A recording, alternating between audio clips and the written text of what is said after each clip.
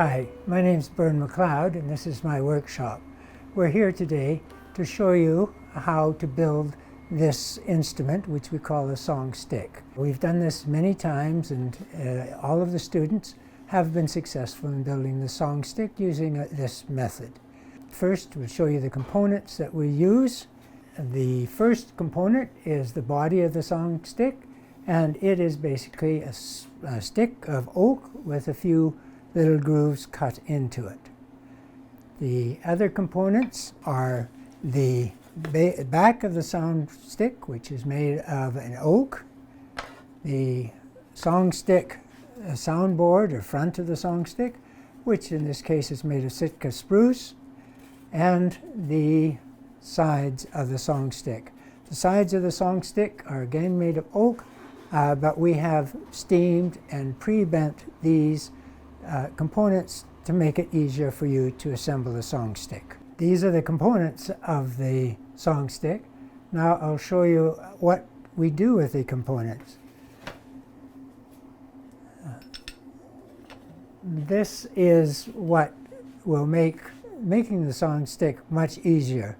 These are jigs that we have made that will hold the wood in position while you glue it and guide you in cutting the frets and making the frets. The first thing that we're going to do is to place the wood that we have in the jig and center the wood in the jig, and we're lining the upper end of the cut on the stick right to the edge of the wood, and then I'm locking the wood down with these screws, and now I'm going to take and make sure that the wood is in center using these side screws to lock the wood in the center, and again another locking screw which will push the wood up, and again all of these are there to make sure that your wood is in the proper position to take the next phase.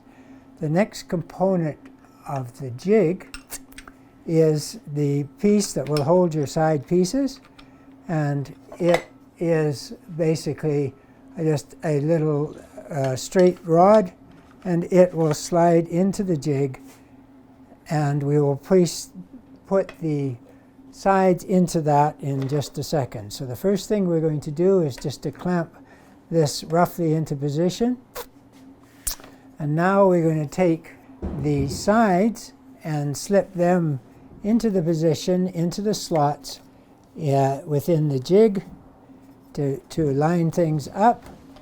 The jig itself can be moved up and down to allow the slots to fit properly, and we will be using first off a little lock which keeps the sides aligned in a vertical dimension, and it is now clamped to the jig, the side, and now I'm going to lock that jig position using locking screw on the bottom. On the sides inside there's a cross piece which gives you the shape that you want to pursue.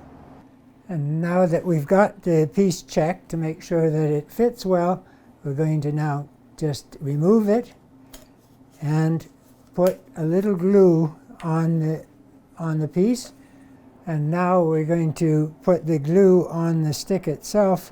We're using Titebond 2 glue. I want to make sure that it's all over the stick and both surfaces, and we're going to put some more into the actual crevice that we've cut, and both sides.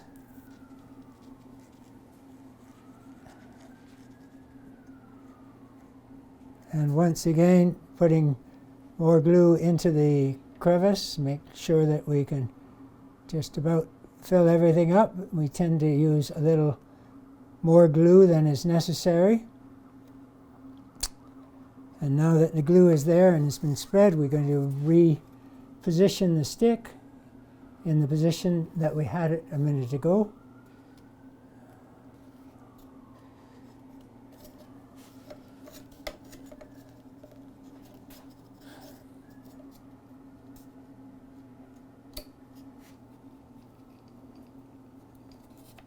And once again, making sure that the top of the stick is about level with the top of the sides, and making sure that the height is correct, and locking it into position with the lock nut at the end, and again checking that the crossbar is in the right position.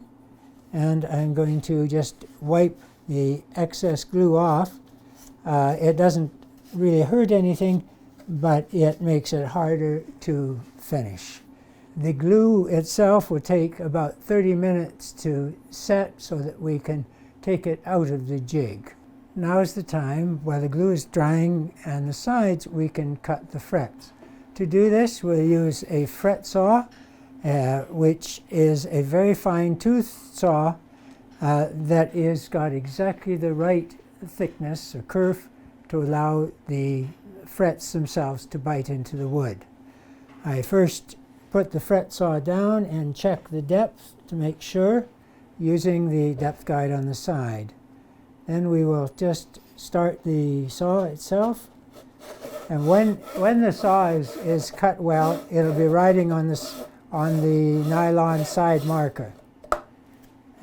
We now can cut each of the frets in turn. And I'll cut one more here.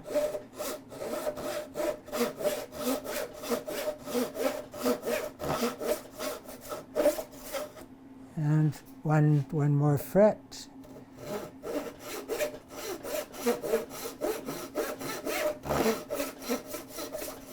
And at each cutting of the fret, I can feel it when it's deep enough and it's gliding on the side marker. And now we're just finished up cutting the last fret.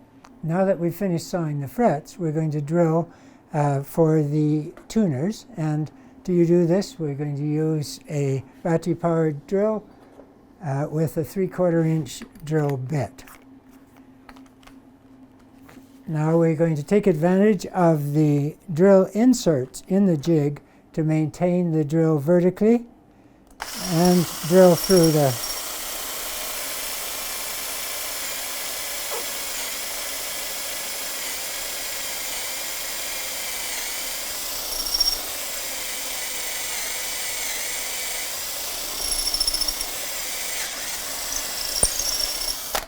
and we're drilling right through the last of the 3 holes now, and we're going to now change the drill bit into a 1/4 inch drill bit, and drill the transverse holes. And the first one, second one, and the last and third bit. And that's the last we'll need of the drill. Now comes the time we're going to prepare the sides for the gluing of the top. And the first thing I'm going to do is use a very fine rasp, a coarser file, a fine rasp, to make sure that the sides are level with the top. And I'm just going to run and make sure that the top has no faults and that the glue will stick, and I will double check that with a little bit of sandpaper and just lightly make sure that the whole surface is very smooth. Once that's accomplished, I will take the glue, and we're going to apply the glue to the stick, and it'll take a minute or so. I try to get it over all the surfaces. The glue doesn't necessarily want to stay where I want to put it, but with a little bit of work we'll get a good glue surface. We want to be sure that every surface is well glued to the top. Since we don't use the sort of hiding that a commercial guitar uses, we will be able to see if we've failed any aspect of the gluing to the top. So it's worthwhile to take the time to be sure that the glue is well spread. and give it a minute or so. Once again, sometimes the glue does bead up a little bit, so we make sure that it will be over every bit of the wood surface itself, and give it a minute to go into the wood itself, and being very sure that we've glued everything on the surface where the insertion was. And once again, it's started to bead up, so we're going to once again work at getting it very, very even and very smooth. I care that there are no unglued spots on the wood. We can take the excess glue off once we get the top on. We'll wipe it down, but for the moment, the main thing is to be sure that you've covered the whole surface. Now, it will also move a bit when I put the top onto it, and I'm going to be taking the top and putting the surface that I wanted on the top and slipping it on. And now we're going to place one clamp to make sure that we can stay in the same position throughout.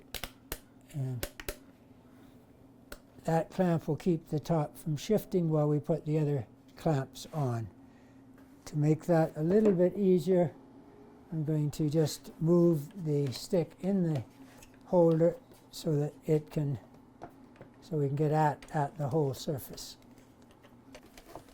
And once again, we're using a big clamp to make sure that the one joint here is well clamped. We don't need too much force, but we do need some force.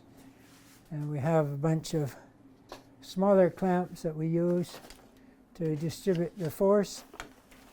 There are many ways of clamping. We've used rubber bands, we use rope, but for most people, the clamping with the little spring clamps is the easiest thing to do.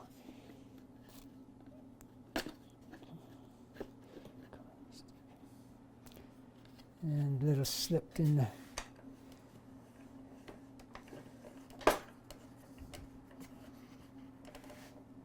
Now we also have a bunch of very tiny clamps that will distribute the force. You don't need a lot of force when you're clamping the top on, you do need some.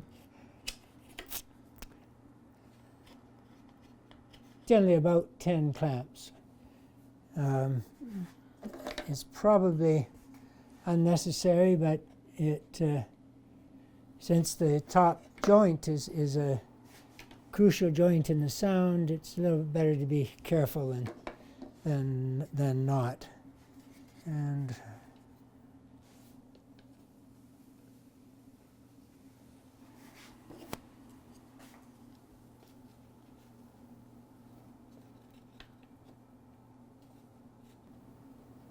okay, and about 30 minutes for that, and that's it for the time being.